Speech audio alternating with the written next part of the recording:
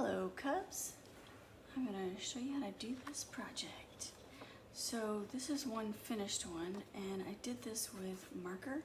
So I just did one of those directed drawings for this chameleon, and then I made these lines to segment it, and then I filled it in with different colors marker, and then I looked on sort of a cheat sheet of different textured drawings that you could do on top, and I just chose some and filled in the spaces. And then I did a wood grain on the wood. This one is very similar project. I'm going over the color with watercolor though. I also just looked at a picture to do this drawing. This is another common subject for this type of drawing, where you have a lot of segmented areas and then you color them in with bright colors, and then I'm going to go over it and make the patterns, which sort of makes a texture in all the different areas. But I thought I'd show you real quick about the watercolor. So I'm not doing a special watercolor technique. I'm just basically trying to cover the paper as fast as possible. That's the technique. I'm using a small brush because I know a lot of us right now might only have a small brush, and it can be a bit tricky to cover a large area with a small brush and make it look good.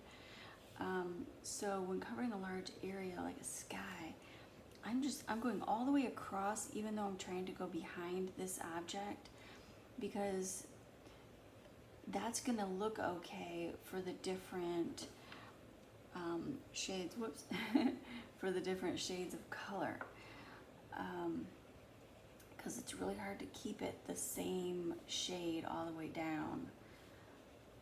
As soon as you reload your brush, it's gonna be a slightly different shade of the blue, even though it's the same blue the whole way. But if I'm going all the way across, it just looks like I meant it to be that way. So I'm just trying to make it sort of the same shade going across. I'm trying to make it match up pretty good going across. And now I'm gonna sort of fade it out, because the darker it is, the harder it is to match it up.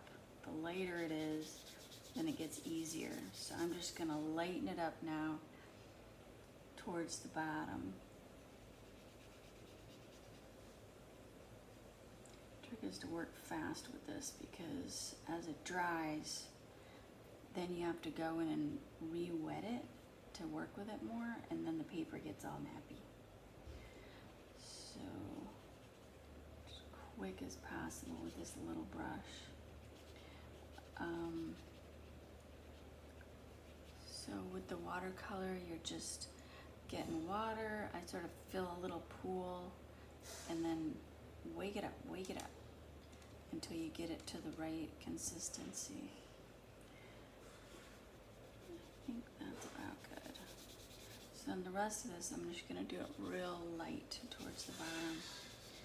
And then, as with most works, once you get done, I like to go back and see if there's any weird looking places. And then you can just add more water as you need to fix those places up above, or wherever it is. I kind of like how that looks. I'm gonna leave that. Okay, whoops. Watercolor is pretty forgiving. You can kind of go back and fix it. This looks a little weird right there. Okay, kind of looks like sky. All right, then I'm just gonna rinse my brush, and I'm gonna go over this with my greens. So the light's coming from this side, so I'm gonna kind of make this side darker, a darker green.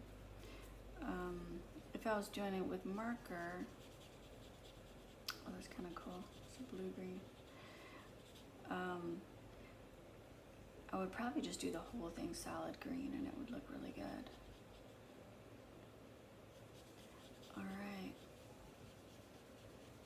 Well, Well, I hope you have fun with this project. See you later.